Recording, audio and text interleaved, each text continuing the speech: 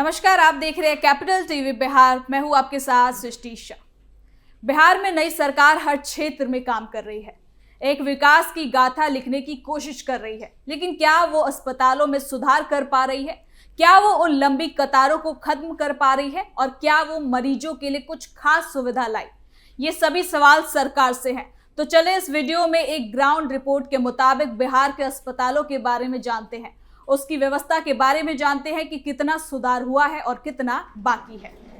बिहार में सरकारी अस्पतालों में इलाज के नाम पर मरीजों को सबसे पहले जिस चीज का सामना करना पड़ता है वो है लंबा इंतजार। बीमारी से जूझते हुए अस्पताल पहुंचे मरीजों के लिए ये इंतजार कई बार इलाज से भी ज्यादा तकलीफ दे साबित हो रहा है। राज्य के बड़े और नामी सरकारी अस्पतालों की ओपीडी में हालात ऐसे हैं कि मरीजों को घंटे लाइन में खड़ा रहना पड़ता है। रजिस्ट्रेशन से लेकर डॉक्टर से मिलने और फिर दवा लेने तक की प्रक्रिया में कई घंटे लग जा रहे हैं। इसका असर सिर्फ मरीजों पर ही नहीं बल्कि उनके साथ आए परिजनों पर भी पड़ रहा है, जो मानसिक और शारीरिक रूप से थक जाते हैं। सुबह सुबह उम्मीद लेकर अस्पताल पहुंचने वाले मरीज ये सोचते हैं कि दोपहर तक इलाज हो जाएगा, लेकिन हकीकत इससे बिल्कुल अलग है। कई मामलों में शाम हो जाती है फिर भी नंबर नहीं आता। बुजुर्ग, महिलाएं और गंभीर बीमारियों से पीड़ित मरीजों के लिए ये इंतजार और भी ज्यादा पीड़ादायक बन जाता है। यही वजह है कि सरकारी अस्पतालों की व्यवस्था पर सवाल उठते आए हैं। क्या है भव्या ऐप और क्यों लाई गई? इसी को देखते हुए सरकार ने अस्पतालों में मरीजों को होने वाली परेशानी और इंतजार के समय पर नजर रखने के लिए भव्या ऐप तैयार किया है। इस ऐप का काम ये जानना होगा कि अस्पताल में मरीज के आने के बाद रजिस्ट्रेशन, डॉक्टर से मिलने और दवा लेने में कितना समय लग रहा है। इस ऐप में मरीज का पूरा डाटा दर्ज होता है। एक बार रजिस्ट्रेशन हो जाने के बाद मरीज को हर बार पुरानी फाइलें और रिपोर्ट ढोकर लाने की जरूरत नहीं पड़ती। सरकार के इस ऐप में मरीज की बीमारी, जांच रिपोर्ट, डॉक्टर के जरिए लिखी गई दवाएं और पहले हुए इलाज का पूरा रिकॉर्ड सुरक्षित रहता है। इससे डॉक्टर को भी मरीज का पूरा मेडिकल इतिहास तुरंत मिल जाता है और इलाज में आसानी होती है। साथ ही कागजी फाइलों पर निर्भरता कम हो जाती है और सिस्टम को डिजिटल बनाने की कोशिश की गई है। अस्पतालों में इंतजार सबसे ज्यादा पटना जैसे बड़े शहर में, जहां पीएमएचसी, एनएमएचसी और आईजीआईएमएस जैसे बड़े मेडिकल कॉलेज अस्पताल मौजूद है, वहां हालात ज्यादा चिंताजनक है। दरअसल यहां मरीजों की संख्या इतनी ज्यादा है कि ओपीडी में रोज भारी भीड़ देखने को मिलती है। तो वहीं भव्या ऐप के आंकड़े बताते हैं कि इन बड़े अस्पतालों में मरीजों को इलाज के लिए राष्ट्रीय औसत से कहीं ज्यादा इंतजार करना पड़ता है। देश भर में ओपीडी में औसत प्रतिशत समय लगभग 38 मिनट माना जाता है, लेकिन बिहार के बड़े सरकारी अस्पताल इस आंकड़े से काफी पीछे है। पीएमसीएच के मरीजों को औसतन 75 से 85 मिनट तक इंतजार करना पड़ता है। आईजीआईएमएस में ये समय 60 से 70 मिनट और एनएमएचसीएच में 55 से 65 मिनट के बीच है। कई बार डॉक्टरों की कमी या किसी एक विभाग में अचानक ज्यादा भीड़ होने पर यह समय और ज्यादा बढ़ जाता है। दवा काउंटर पर भी लंबी लाइन। मरीजों की परेशानी सिर्फ डॉक्टर से मिलने तक सीमित नहीं, जांच के बाद दवा लेने की बारी भी आती है, तब भी उन्हें लंबी कतारों में खड़ा होना पड़ता है। पीएमसीएच और आईजीआईएमएस जैसे अस्पतालों में दवा काउंटर पर 1.5 से 2 घंटे इंतजार करना आम बात हो जाती है। इससे मरीजों का धैर्य टूटने लगता है और कई बार बहस और अव्यवस्था की स्थिति भी बन जाती है। हालांकि बिहार के सभी जिलों में हालात एक जैसे नहीं है। कटिहार जैसे जिलों में बेहतर रजिस्ट्रेशन व्यवस्था के चलते औसत इंतजार समय करीब 25 मिनट तक सीमित है। वहीं सिवान जैसे जिले में मरीजों को औसतन 65 मिनट तक इंतजार करना पड़ता है। इससे ये साफ है कि सभी प्रबंधन और व्यवस्था से हालात सुधर जा सकते हैं। डॉक्टरों और स्टाफ की कमी सबसे बड़ी वजह। जानकारों का मानना है कि सरकारी अस्पतालों में लंबा इंतजार होने की सबसे बड़ी वजह डॉक्टरों और पैरामेडिकल स्टाफ की भारी कमी है। आईएमए बिहार के पूर्व अध्यक्ष डॉक्टर अजय कुमार के मुताबिक राज्य में सरकारी क्षेत्र में स्पेशलिस्ट डॉक्टरों की कमी प्राइवेट अस्पतालों की तुलना में कई ज्यादा है। यहाँ बड़ी संख्या में डॉक्टर आउटसोर्सिंग या कॉन्ट्रैक्ट पर काम करते हैं। जब उनका कॉन्ट्रैक्ट खत्म हो जाता है तो आगे की प्रक्रिया जटिल हो जाती है।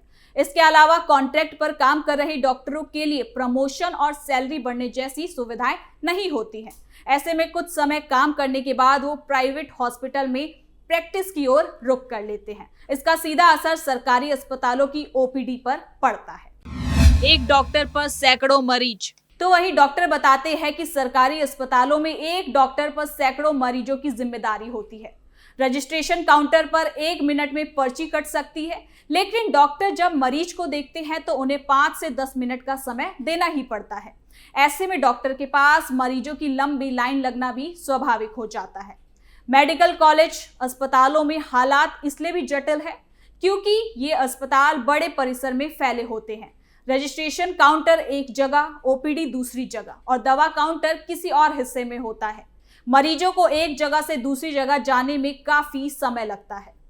साथ ही आपको बता दें कि बेहतर इलाज लेकिन समय ज्यादा, इस पर कुछ जानकारों का कहना है कि मेडिकल कॉलेज अस्पतालों में मरीजों की डायग्नोसिस अच्छे से होती है। सीनियर डॉक्टर अपने जूनियर डॉक्टरों को मरीज के जरिए सिखाते हैं, जिससे इलाज की गुणवत्ता भी बढ़ती है। लेकिन इस प्रक्रिया में समय बहुत ज्यादा लगता है, इसलिए मरीजों को अस्पताल आते समय ये समझना चाहिए कि यहाँ इलाज में 2 से 4 घंटे तक भी लग सकते हैं। इमरजेंसी के लिए अलग विभाग होता है जहां तुरंत इलाज किया जाता है। जांच और दवा पर ज्यादा दबाव। मेडिकल कॉलेज अस्पतालों में जांच मशीनों और दवा काउंटर पर भी ज्यादा दबाव रहता है। 1 या 2 दवा काउंटर पर 26 से 27 ओपीडी के मरीजों को दवा दी जाती है। किसी मरीज को 1 दवा लिखी जाती है तो किसी को 6-7 दवाएं। दवा ढूंढने और उसे देने में काफी समय जाता है। इसके अलावा अल्ट्रासाउंड, एक्सरे और एमआरआई जैसी जांच मशीनों पर इतना ज्यादा लोड है कि कई बार 10 से 15 मिनट भी इसमें चले जाते हैं। हालांकि सरकार ने गंभीर बीमारी के इलाज के आर्थिक तंगी का समाधान ढूंढ रखा है, जो अब बाधा नहीं बनेगी। आपको बता दें कि बिहार सरकार की मुख्यमंत्री चिकित्सा सहायता कोष योजना के जरिए आर्थिक रूप से कमजोर परिवारों को गंभीर और लाइलाज बीमारियों के इलाज के लिए 20 से 5 लाख रुपए तक का वित्तीय सहायता दिया जाता है। इस योजना का उद्देश्य ये सुनिश्चित करना है कि पैसों की कमी के कारण किसी जरूरतमंद का इलाज ना रुके और इस योजना के तहत सरकार इलाज की राशि सीधे अस्पताल को देती है, जिससे मरीज और उसके परिवार पर आर्थिक बोझ नहीं पड़ता। लेकिन योजना अस्पतालों में लगी लंबी लाइनों का समाधान नहीं है और ना ही इस समस्या का समाधान नए भवन या फिर ऐप से होगा, बल्कि इसके लिए डॉक्टरों, नर्सों और पैरामेडिकल स्टाफ की संख्या बढ़ानी होगी। रजिस्ट्रेशन और दवा वितरण की प्रक्रिया को सरल बनाना होगा, जैसे ज्यादा काउंटर खोलना, मरीजों की संख्या के अनुसार ओपीडी स्टॉल तय करने की जरूरत है, जिसके साथ साथ प्राथमिकता स्वास्थ्य केंद्रों को मजबूत करना भी बहुत ज्यादा जरूरी है, ताकि छोटे मोटे इलाज के लिए मरीजों को बड़े अस्पतालों का रुख ना करना पड़े। बड़े अस्पतालों में जांच मशीनों की संख्या बढ़ाने से भी काफी हद तक भीड़ कम हो जाती है। लेकिन अब ऐसा भी नहीं है कि पूरे बिहार में सभी अस्पतालों के हालात ऐसे हैं। कुछ जगह पर हालात बेहतर और बहुत से ज्यादा बेहतर हैं। आपको बता दें कि बिहार के कुछ सुपर स्पेशलिस्ट अस्पतालों में स्थिति उम्मीद से ज्यादा अच्छी है।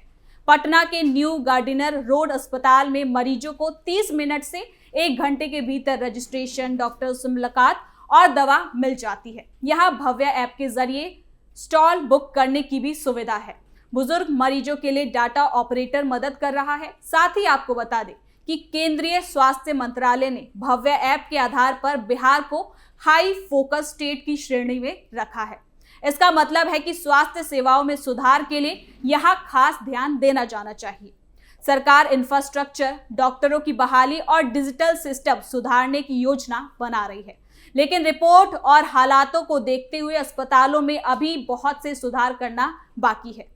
सरकार की प्राथमिकता होनी चाहिए कि वो अस्पतालों को सुधारे और मरीजों के इलाज के लिए सभी सुविधा को आधुनिक करे। अब देखते हैं कि आने वाले समय में नई सरकार इसमें क्या कुछ सुधार करती है और जनता सरकार के इन कामों से कैसे खुश हो पाती है। तो फिलहाल के लिए इस खबर में इतना ही। देखते रहिए कैपिटल टीवी बिहार।